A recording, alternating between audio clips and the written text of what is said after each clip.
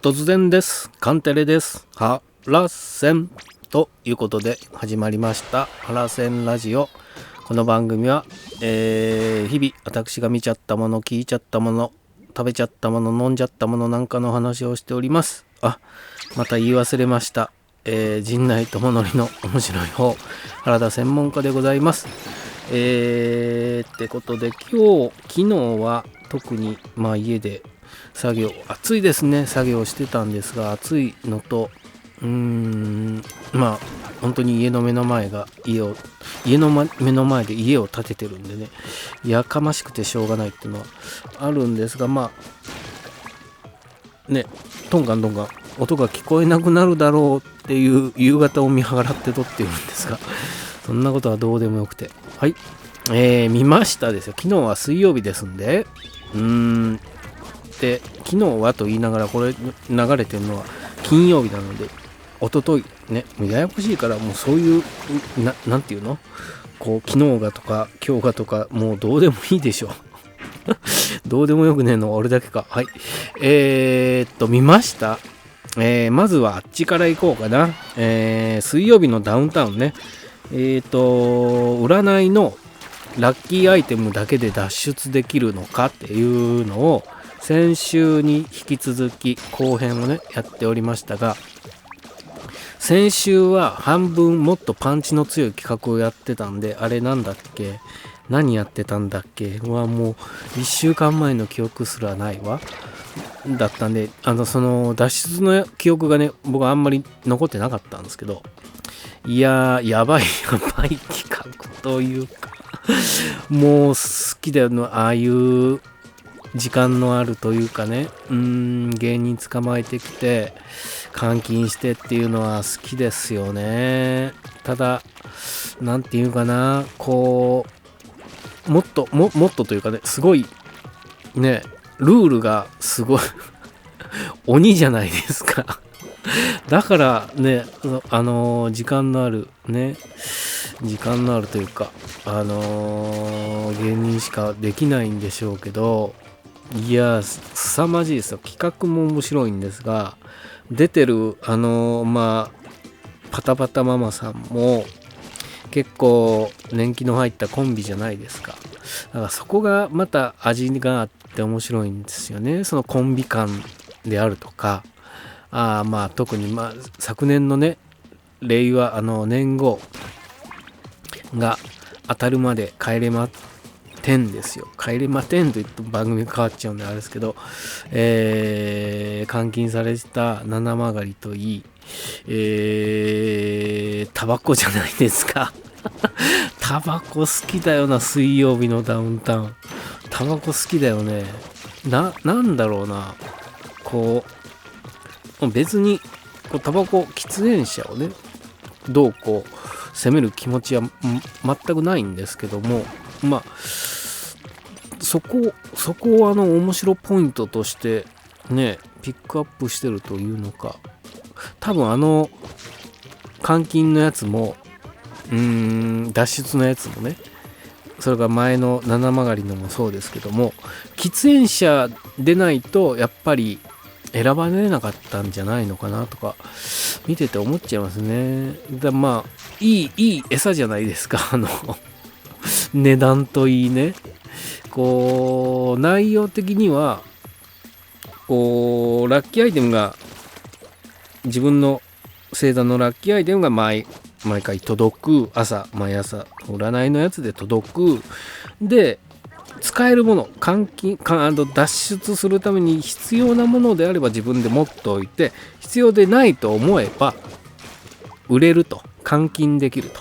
でその換金して今度はそのお金で買える、結局そこから峠まで帰ってこないけないので電車代にするのかとかね、いろいろ多分考えはあったんでしょうけども、その前にこう生活する上で必要なものが、例えば歯ブラシであるとかあるんですが、その中にやっぱタバコが入ってるんですよね。で喫煙者じゃないと餌って餌というかね、飴とムチの飴ですよね。飴は効いてこないですよね。だから喫煙者じゃない人に対しての、じゃあそのタバコに変わる飴ってなんだって言ったら、まあお酒となるとね、これまた話が変わってくるでしょ。なんでこう本当にいいラインというかね、なんですよねっていうのがうまいなって思って、だから絶対喫煙者じゃなかったらあっこにね入れてなかったんだろうなっていうのを思いながら見ておりましたがね、いや本当に面白かったなっていうのは、スリッパ、まあほぼ裸足ですよ、スリッパでね、まあ靴下履いてましたけど、で雪の上ってあんなに300メートル移動するのに2時間もかかるんだっていうね。あれは面白かったですね。でまたあれも TVer で見れますんで、ぜひ見逃してる方はでいいとこ行っちゃったな。でもね肝心要のいいところは僕まだ黙ってますんでね、1個目の鍵の外し方とか2個目の鍵の取り方とかね、それはぜひね皆さんTVer で見て確認していただきたい。すごかったね。いや面白かったっていうのがありましたのと、もう一つドラマを見ようとね思いまして、話題の、大豆田十和子と3人の元夫というねカンテレのドラマですわ。これがねなんかネットニュースで見るとすごくキャストも、それから何ですか、台本を書いてる人も、僕はドラマをほとんど見ないので知らなかったんですが、とてもこの方の脚本でできるなんてと話題のドラマだと、なんだったら鳴り物入りで始まったのに、ネットニュースですよ、ヤフーのニュースでちらっと見出しだけ見たあれでいくと、これなの数字がともわない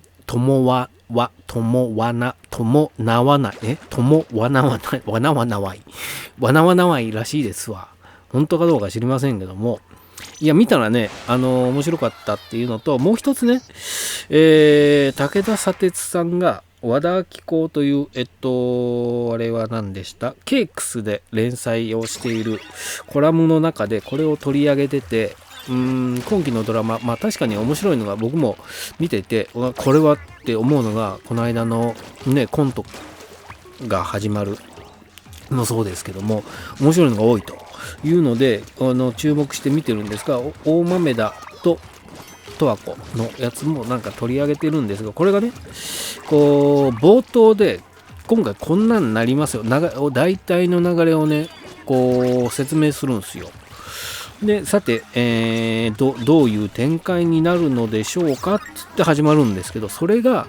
どうも最近のドラマの傾向として、結末がある程度分かっていないとこうどうなるのか分かんないのに、例えば1時間、実尺50分45分ぐらいですけど、50分ぐらい時間を付き合わせるというか、付き合うのが嫌だっていう人の方が多いというからしいんで、こんな内容になります、じゃあ中身見てみましょうという作りにせざるを得ないというかになっている番組が多いというのが書かれていて、それってねどうなんだというかね、っていうのは思いましたね。確かに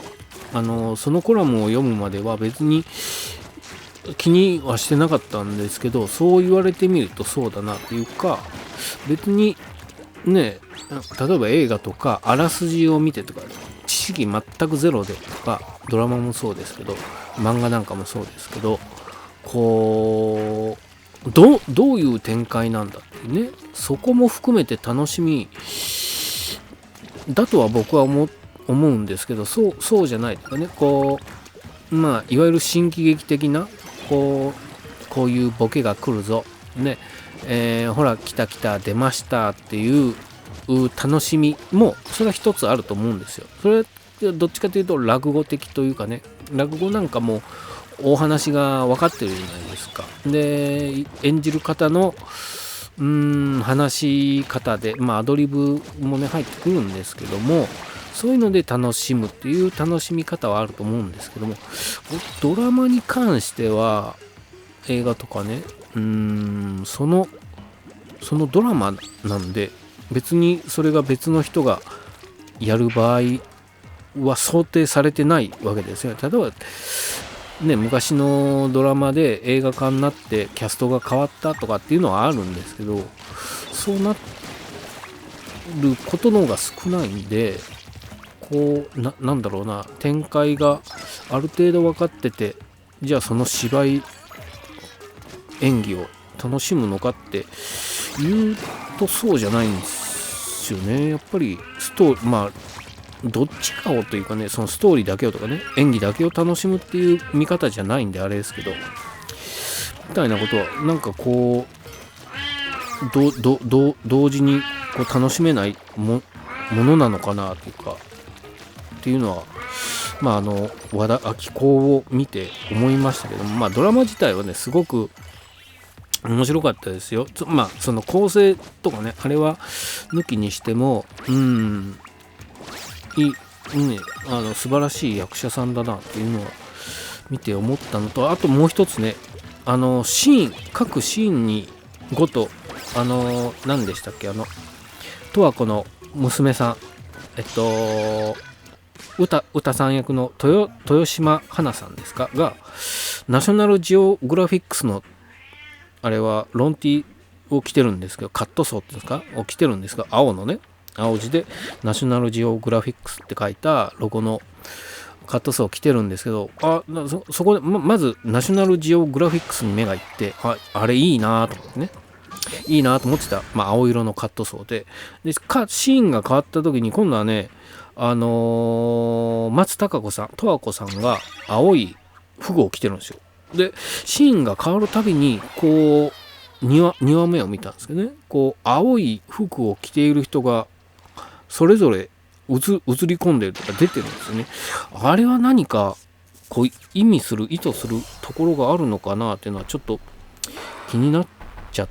いましたけど、どなたか詳しい方いたら教えていただきたいなと思ったドラマでしたね。面白いですね。僕は松田龍平さん大好きなんで、それこそショッタンですよ。泣き虫ショッタンね。が1番目の夫の役で出てるんですけど、が今後というかね、どういういきさつで今のね、なんですか、喫茶店なのかな、あれは喫茶店じゃレストランの店員なのかね、オーナー兼ギャルソンって書いてますから、あれですね、オーナーになったんだろうかっていうのは紐解かれていくんでしょうから、楽しみにね、それぞれ3番目の夫までそういった物語がこう紐解かれて、結局どうなるんだろうっていう話だとは思うんですけども、楽しみに追っかけてみたいなと思いました。あとはね、青色の謎ですわ、本当に、考えすぎだけなのかな。青色に目がいっちゃうからどうしてもねって思いました。はい、以上ですね。はい、そんなところですわ。はい、ぜひチャンネル登録と高評価よろしくお願いしますと。ありがとうございました。